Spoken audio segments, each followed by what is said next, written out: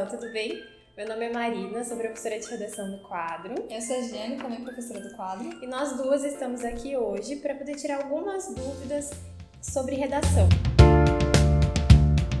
A terceira pergunta, é como é que a gente organiza as nossas ideias antes de colocar no papel? Porque daí tem um monte de coisa na nossa cabeça que gera uma confusão. O que a gente faz? Então, a terceira dica é sobre como organizar as suas informações antes de passar para o papel. Porque, às vezes, o tema ele tem tantas possibilidades de argumentação ou tem tantas informações à nossa disposição que, às vezes, isso acaba sendo prejudicial. A gente não consegue organizar no papel de verdade na hora de escrever a redação. Então, antes de você passar de fato para o papel e escrever a sua redação direitinho, faça um mapa mental. Como assim um mapa mental? Você vai pegar uma folha e vai escrever lá, no meio da sua folha, a ideia principal do seu texto. Essa ideia principal é chamada de tese. Você vai escrever essa ideia principal do seu texto e ligar nessa ideia todas as outras possibilidades, todas as justificativas para você acreditar naquela ideia. Então, a sua argumentação vai ser baseada naquela ideia principal.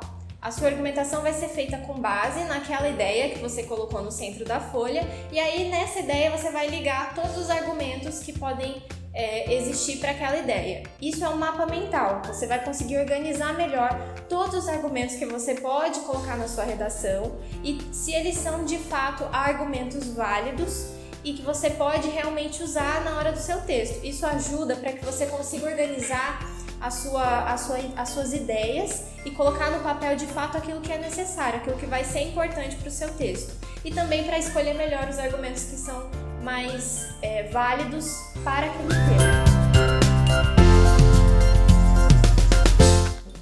Que é a nossa pergunta 4, como selecionar os argumentos? Então, a gente fez um mapa mental. Nesse mapa mental, a gente vai fazer uma lista, vai enumerar uma coisa que você não vai fazer na sua redação. Na sua redação, você precisa escolher uns 2 ou 3. Giane, por que é só 2? Você gosta de 2? Não, gente, vocês têm que entender que a relação com 2 é a questão do tamanho. Você tem um limite de espaço, um limite de tempo. É muito difícil você conseguir ter cerca de 3, 4 ou mais argumentos e conseguir que eles sejam bem desenvolvidos num espaço pequeno. Por isso que a gente indica que sejam 2. Não é porque precisa ser, é por uma questão de lógica do espaço mesmo do tempo. Então, o que você vai fazer? Pegou essa lista de mapa mental, vai ter um monte de argumentos.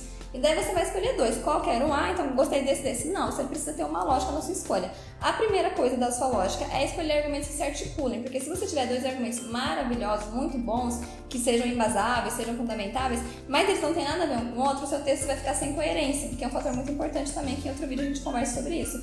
Então esses argumentos eles precisam se articular, eles precisam bem para um cada vez mais ratificar o outro. Por isso que você precisa selecionar. Então, olha, esse aqui é muito bom, esse aqui também, mas não se articula, então esse eu deixo de lado, vou pegar um outro, tá bom? Qual que é a segunda coisa? Por que eu tenho que argumentar?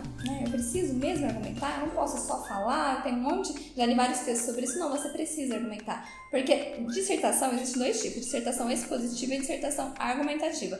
Na expositiva, você apenas expõe, então você discute várias informações, você informa o seu leitor. Porém, os vestibulares, eles pedem a dissertação argumentativa. Por que eles querem isso? Porque a ideia é de que você tem que ter um posicionamento, você tem que ter uma opinião. Então você se posiciona e você precisa convencer, persuadir o seu leitor. E veja, você não vai persuadir e convencer o cara da banca, porque o corretor, ele vai corrigir a sua redação, que é importante, mas você precisa ir muito além. Você precisa pensar que você está, por exemplo, discutindo com aquele seu amigo que tem uma ideia bem oposta de você no seu dia a dia. É esse cara que você tem que convencer. Então os argumentos não é assim, um argumento. Não, é um argumento mesmo, um argumento que seja embasado, um argumento bem fundamentado. E como você fundamenta? O argumento tem que ser científico, não é o achismo.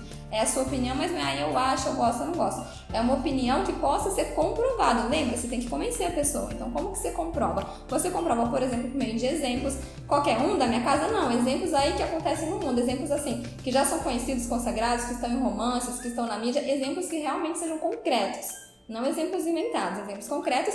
E uma outra forma é você usar, então, a coletânea com dados, né? E lembrando, o dado você tem que colocar a fonte. Por que é importante o dado? Porque você comprova o que você está falando, né? Olha, eu não estou falando porque eu acho isso, eu estou falando porque fulano de tal foi lá, ele pesquisou. Ele perguntou para 1 milhão de pessoas e todas responderam isso. Então, você consegue comprovar. Então, retomando, a argumentação. Por que fazer? Porque no vestibular o texto tem que ser argumentativo pela persuasão. Você precisa convencer o seu leitor do que você está falando. E argumentos têm que ser articulados e eles precisam ser muito bem fundamentados e comprovados, tá bom? Se vocês tiverem mais dúvidas sobre a redação, vocês podem mandar pra gente que a gente vai ajudar vocês nessa preparação para o vestibular, tá bom? Obrigada. Até a próxima.